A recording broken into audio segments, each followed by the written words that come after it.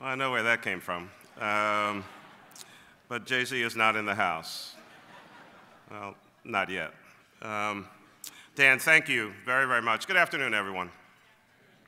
It really is a great pleasure and honor to be back with you. I have the opportunity to work with so many of you on a regular basis. But of course, this chamber lunch is a very, very special occasion. Comes fairly early in the year and helps us to set out some agenda items, not only looking at some things that have happened, but what's going on today and what our expectations are for the future. I want to ask you to give Dan and certainly Rob Wunderling and the entire staff and the board at the Greater Philadelphia Chamber of Commerce a big, big round of applause. They deserve it.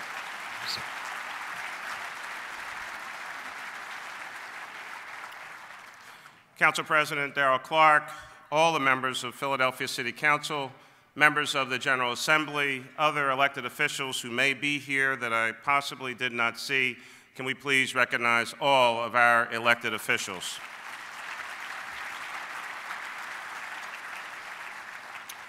On the economic development and business side, certainly our Deputy Mayor for Economic Development, Alan Greenberger, and the President of PIDC, Mr. John Grady. Please recognize both of them as well.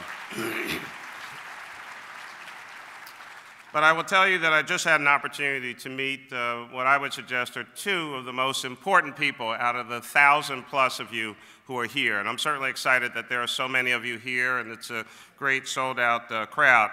But I had a chance just a second ago with the Executive Vice President of Comcast, one of the world's leading communication companies, David L. Cohen, to meet two very important young people. I'm sure you saw them earlier, but I want to highlight them again because they are the future of this city. Damara McDowell and Cindy Zhang are two students who received the Gus Amsterdam scholarships. Please stand and please be recognized one more time.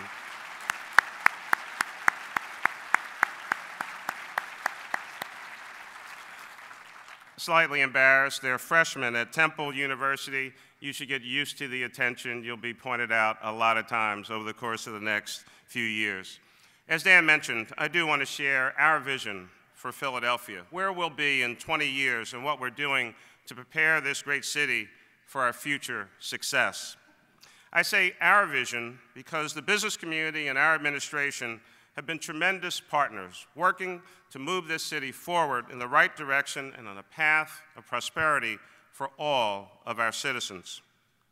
A generation from now, I see Philadelphia with a reputation as a major hub for global entrepreneurial talent, a generator of new ideas from our world-class universities and colleges, health sciences and technology sectors, and with a quality of life unmatched by virtually any other city in the United States of America. In turn, these innovations will propel growing businesses with products and services that are distributed worldwide from our state-of-the-art airport and our expanded international seaport. Philadelphians will proudly tout their neighborhoods and that the economy has been made stronger because of our diversity. From large global enterprises to vibrant small businesses, from specialty manufacturing, clean energy technology firms and related energy companies, to an incredibly robust hospitality industry taking advantage of our historical and cultural assets, beautiful rivers, and a reputation for sustainable development. Philadelphians will point to a nimble, efficient secondary and post-secondary educational systems, a pipeline that turns out high school and college graduates fully equipped with the skills they need to compete and participate in a global economy. And as a result, we will have significantly reduced our poverty rate, the disinvestment in our neighborhoods, and the violence that plagues us on a daily basis and has done so for the last 40 to 50 years. Philadelphia will be a city of strong neighborhoods and commercial corridors generating energy, a city on the move, attracting and retaining a skilled and confident workforce. In short, Philadelphia, the place where America was invented and where we will celebrate the 250th birthday in 2026, we will be ready for any challenge. That's what I see. That's the future that I work for every day. And I'll be on the job every day to see it through. We're going to get there. You might ask, why do I say that? Because we have a can-do, entrepreneurial spirit of innovation that's inherent in our culture. From William Penn's Holy Experiment, to Ben Franklin's scientific discoveries, to Philadelphia, known as the workshop to the world. Our future is inextricably tied to our history and guides us on a daily basis. Innovation, entrepreneurship, founders and makers, it's who we are. It's what made this city great. Like the businessmen and women sitting among you here today, the entrepreneurs of the past were risk takers, job creators, and wealth makers. And they had a partner, local government, whose job was to create an environment for job growth and economic vitality to set the foundation for a bright future. Today, you also have an active partner in the city of Philadelphia and right down the street at City Hall. My administration has worked hard to listen to your needs and then take action. We want businesses to make the smart choice, to start here, stay here, and grow here. From day one, we've worked to make it easier to do business in the city and with the city. Here are just a couple things that we've worked on. Streamlining the licensing requirements over at L&I, reforming the zoning code and a new city plan, Philadelphia 2035, the first land reform use plan in 50 years. We made the Commerce Department more business-friendly with an Office of Business Services, Development Services, and an interactive web portal. And we beefed up the Office of Inspector General and created a Chief Integrity Officer right within the Mayor's office to rid our government of the bad apples and to save us money. Government must work for everyone, not just the connected. And let me mention, our Inspector General, Amy Curlin, just recently won the 2013 Public Integrity Award from the American Society for Public Administration. Please give her a big round of applause.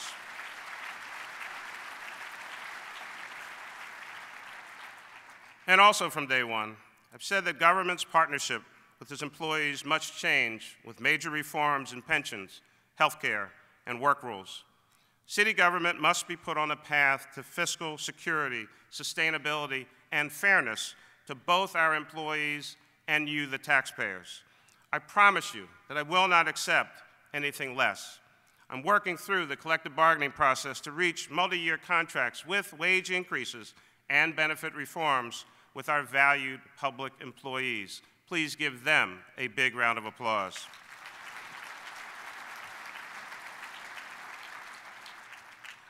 While the city's economy suffered punishing double-digit unemployment during the height of the recession, it also showed remarkable resilience. And you now see the many construction cranes across our skyline. Between now and early 2015, we are going to see almost $3 billion worth of development activity in roughly 40 projects all across our city. The eds and med sector are clearly the major reasons for this activity. The Philadelphia Navy Yard, for instance, is also a major player, and there are many, many others. At the Philadelphia Navy Yard, GlaxoSmithKline, Liberty Property Trust, Urban Outfitters, and Arroyo Pharmaceuticals are just a few who are setting an example for premier development. Employment at the Navy Yard, which is the greatest base closure turnaround in the United States of America, has recently topped 10,000 workers at the Philadelphia Navy Yard.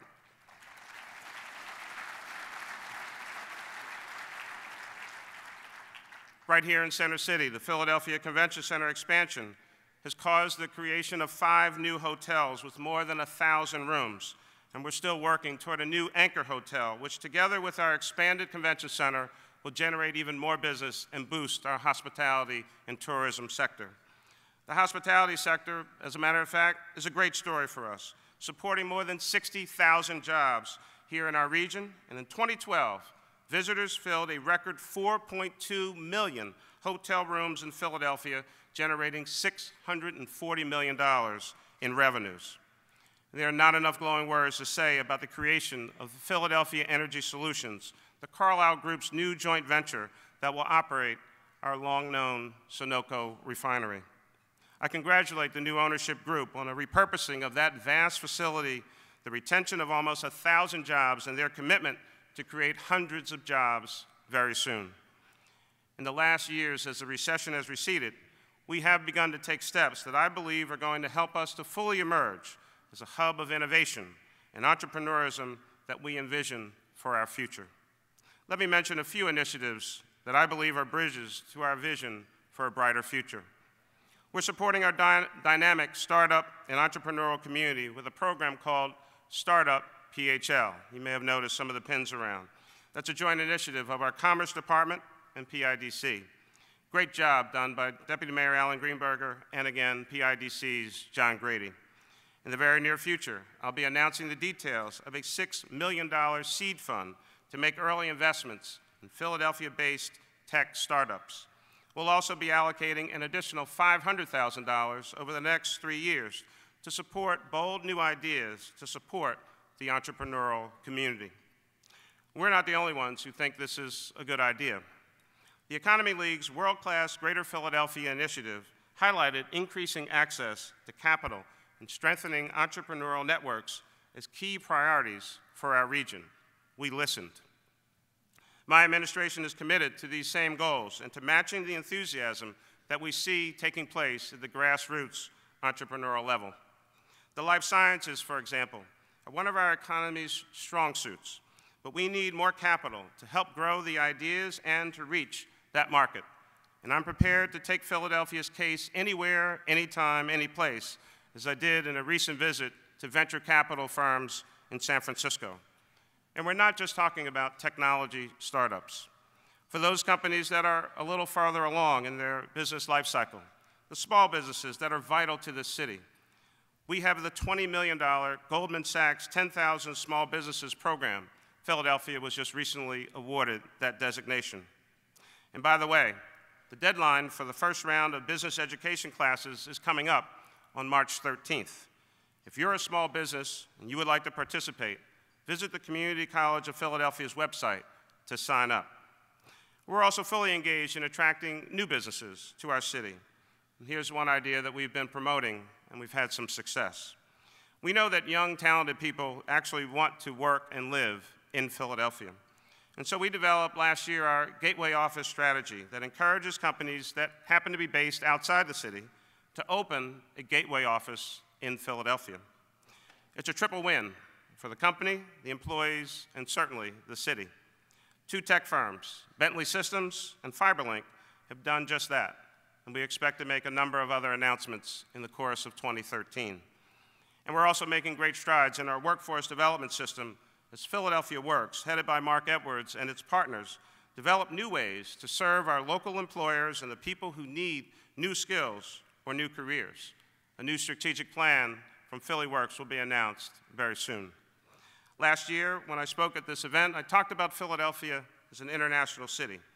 In December, as many of you know, I led a small delegation of Philadelphians, many of whom are here today, I think they're sitting together, to Beijing and Tianjin in China, where important agreements were signed by Fox Chase Cancer Center, Drexel University, the Philadelphia Orchestra, and the law firm of White and Williams. We expect more in the near future. Recently, we met with a visiting delegation and the ambassador from Qatar, and we're hopeful about their interest in investments in Philadelphia, as well as export opportunities for our local businesses to that country. We're planning more trade missions, and in the coming weeks, we'll be establishing an increased focus on international business within our Department of Commerce, working with our key stakeholder partners. Advancing Philadelphia on the world stage also requires that we make critical investments right now. We're doing just that, of course, at Philadelphia International Airport. PHL has already approved and worked with one of our great partners, US Airways, the approval of nearly $1 billion in improvements as a part of the overall $6.4 billion expansion plan.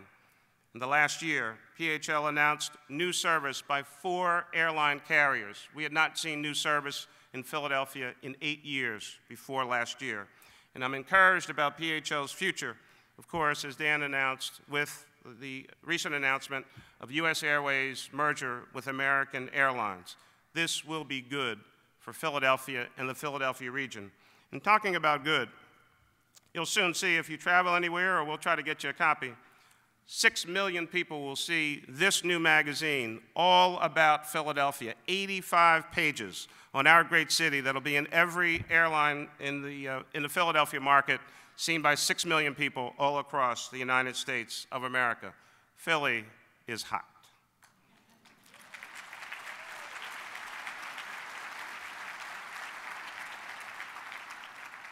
But before all that travel, and closer to home, we know that small business in our neighborhood commercial corridors are critical job creators. Our administration is pushing the envelope like no administration before, and we've harnessed the power of government purchasing and contracting to strengthen minority and female and disabled business owners, both in number and in size. Through our hardworking Office of Economic Opportunity, led by Angela Dow-Burton, we've exceeded our 25% goal of contracts awarded to these businesses by 3 percentage points in the last 2 years each. OEO's registry of businesses is 50% larger than it was 3 years ago, and we're helping small contractors to become prime contractors. It's time for our small businesses to grow and flourish here in Philadelphia. They need your help. And in the neighborhoods across our city, we've invested heavily in commercial corridor development and storefront improvement, working with our Philadelphia City Council to continue those investments year after year. And you'll see those results as you travel in our neighborhoods. I thank City Council for their commitment as well. And while development citywide is a focus, we've also been paying very close attention to a couple areas in particular: the Delaware River, North Broad Street, and Market Street East. And whether it's the Divine Lorraine on North Broad or the Gallery in Market East, or private sector investments along the Delaware, we're committed to knitting these areas into the fabric of Philadelphia in exciting ways. Our rivers are crucial assets that we must carefully nurture. Using the Delaware River Waterfront Master Plan as our guide, we'll see more public investments in areas near Washington Avenue, the Waterfront Trail, Penn Treaty Park, and Penn's Landing. And on the Lower Schuylkill, the first ever master plan that is in its final draft stages will help guide the redevelopment of the last several thousands of acres of totally underdeveloped land in our city. Public investments like these attract, of course, private investment. And just yesterday, we broke ground on the new Fringe Arts building on Delaware Avenue, formerly the Philadelphia Water Department facility. That will attract even more people to our waterfront. And now, in a big city like Philadelphia with such a diverse business community, there's a range of opinion, quite honestly, on whether our city government is doing enough to help businesses grow and create new jobs. Some say we might not be as responsive as we could be. And let me tell you, ladies and gentlemen, I've heard you, and I've heard you clearly. In the dark days of the recession, when we had to halt the annual city-sponsored incremental wage tax reductions, I promised that we'd do our best to start those tax cuts in fiscal year 2014. The budget I'll propose in a couple weeks will do just that. The city-sponsored wage tax reductions are scheduled to start on July 1st, 2013.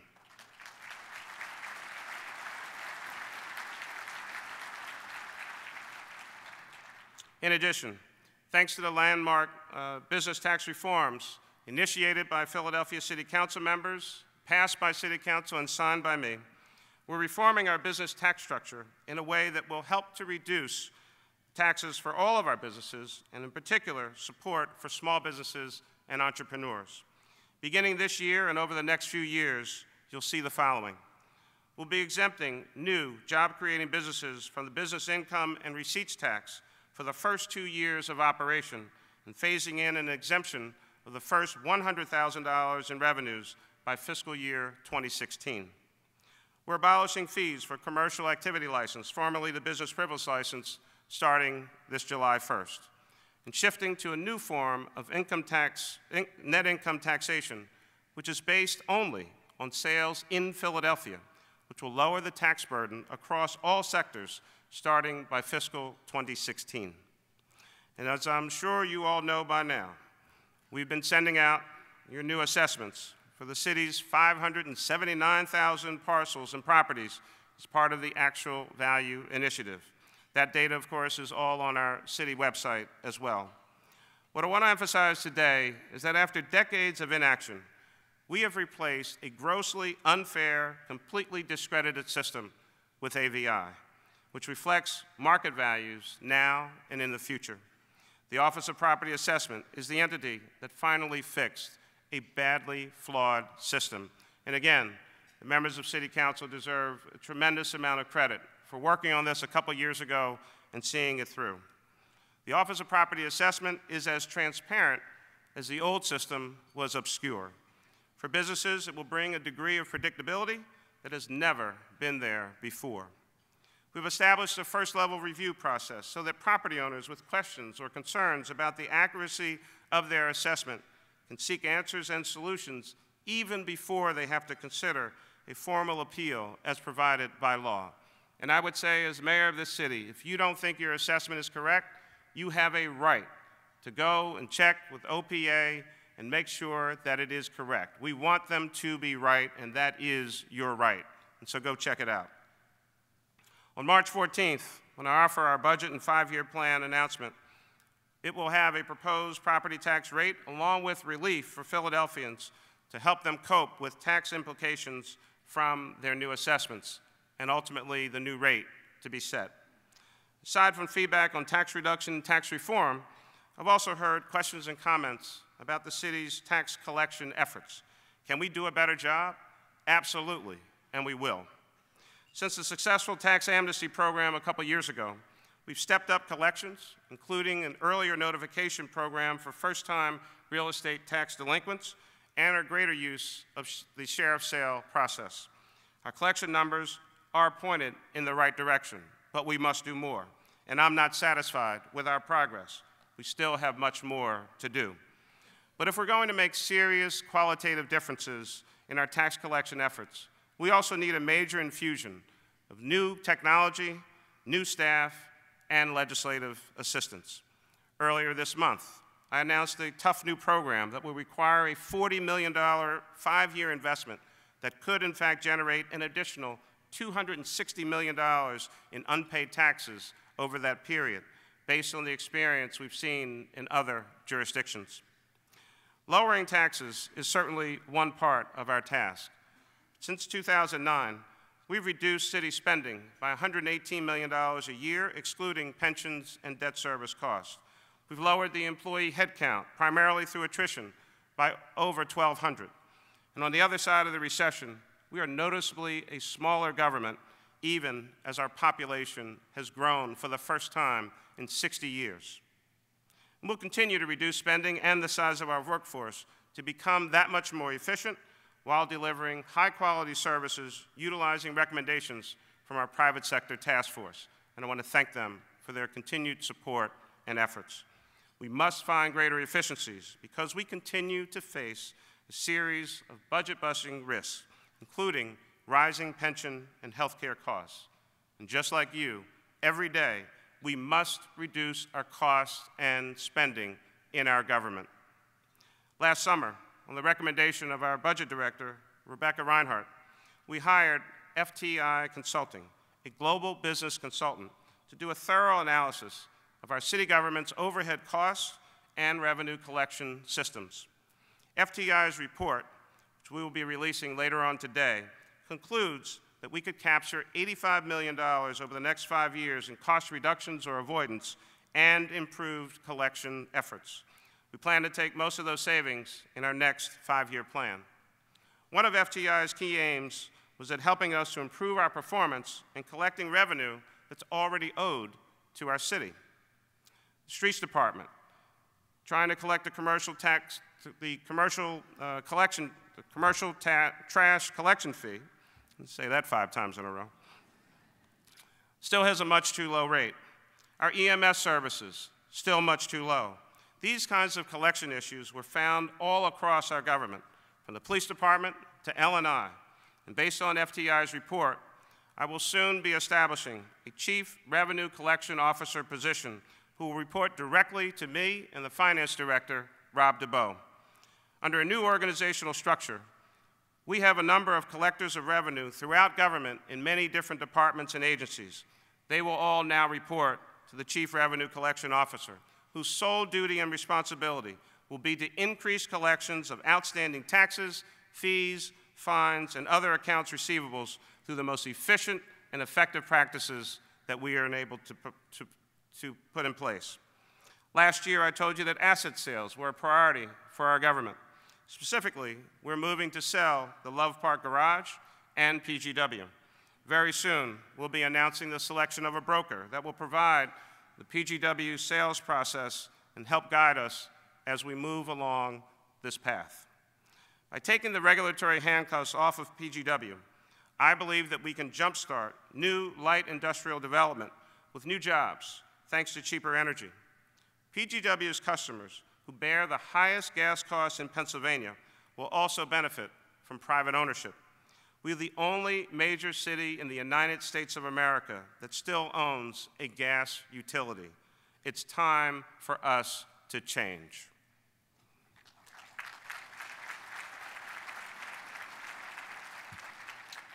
Today is the sixth opportunity I've had to speak with you. And I want you to know that I always enjoy this opportunity to talk with you, not only in this forum, but in many others. And in the past, I've asked for your support, and I deeply appreciate what you've done to help us navigate some of the rockiest waters in decades. And quite honestly, speaking of rocky waters, this week, we are all dramatically faced with the sequester. It sounds like a disaster movie. Well, quite frankly, it is a disaster, and unfortunately, it's very real. Potentially drastic and devastating cuts could affect our city and our state governments. Please reach out to our members of Congress and demand a plan to fix Washington's budget woes, but not on the backs of our cities and municipal governments all across the United States of America. This year, of course, as you could imagine, I'll be asking for a few other things. Last year, I asked you to be goodwill ambassadors for Philadelphia, spreading the word about our great city, and many of you did, and I thank you for that. This year, I need your help in three very important areas: gun violence prevention, more support for public education, and summer jobs for young Philadelphians. A little more than 2 months ago, of course, we have all been affected by the terrible tragedy in Newtown, Connecticut, at Sandy Hook Elementary School. On far too many days, though, Philadelphians shoot, kill, and maim each other far too often. And unfortunately, in many of those circumstances, it's young people who are engaged in that activity. In the coming weeks, we'll be supporting a legislative package in Harrisburg asking for increased penalties for carrying unlicensed weapons in Philadelphia, and asking that the city be provided with the authority to implement common sense, reasonable, local legislation to promote gun safety and reduce gun violence. If any of us are threatened by gun violence, then all of us are threatened. I need your help on this important effort. This year, we must have a range of very targeted, sensible gun violence prevention laws that protect law-abiding citizens and their right to bear arms, but also treat very harshly the perpetrators of violence and the trafficking in illegal guns. These destroyers of neighborhoods destroy our families, our children, and they must face serious penalties for their crimes. Regarding our schools, I believe Dr. William Haidt, superintendent of the Philadelphia School District, is doing a great job and needs and deserves your support here and in Harrisburg. I want to thank him for coming to Philadelphia at a critical time in the history of our city. He and the School Reform Commission, led by Chairman Pedro Ramos, are doing their best to put the school district on the right track by matching spending with revenue, looking for efficiencies and balancing school facilities with our student population, all in the best interest of our school children. School closures and managing for fiscal stability are tough medicine. I get that. But despite what has already been done, the school district faces a $1.3 billion 5-year deficit. The city has increased property taxes twice in the last 2 years for our schools. And now we need greater investment by our state government for our school system as well. I will certainly confer with our legislators and note that we are making significant fiscal changes and that the Commonwealth should invest in our city and our region's future by investing in our children. We need a substantial increase in the basic education subsidy for all schools in Pennsylvania. We need a state funding formula that will benefit both our district-managed and our charter public schools.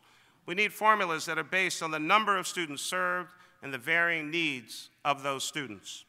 And we need to fix the charter school funding formula and its impact on the most charter-friendly school district in the Commonwealth of Pennsylvania, the city of Philadelphia.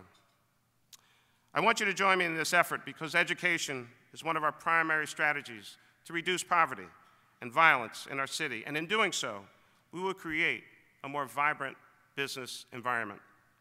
And finally, another vital tool in creating the city that we all envision is summer jobs. In late January, I joined with the Philadelphia Youth Network to launch the 10,000 Summer Jobs Challenge.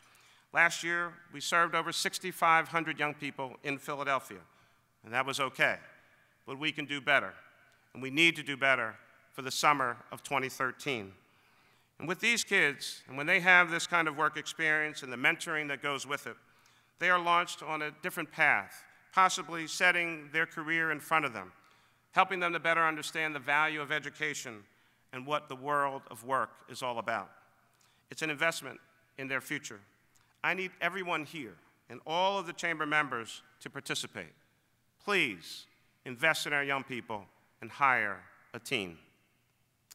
Let me finish where I began. A vision for Philadelphia. A safe city that succeeds in preparing its children for active, rewarding jobs and an economy with strong links to the global economy. A city recognized as a hub of entrepreneurship and innovation. A city that continues to grow with new immigrants and young people feeling welcome and finding their place in thriving neighborhoods and commercial corridors. A city with an urban waterfront that is the envy of cities all across America and the next 10,000 employees who'll be working at the Philadelphia Navy Yard. Cities whose leaders work together in partnership, business and government, to create a new economy that secures a brighter future for all of its residents. One city, one Philadelphia, where no one gets left behind.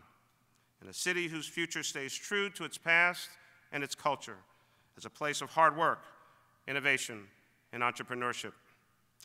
This is the work that I'm focused on today, the work that I'll be focused on every day, as I have the honor of serving as the mayor of my hometown. Let's stay focused, undistracted by the day-to-day noise and chatter.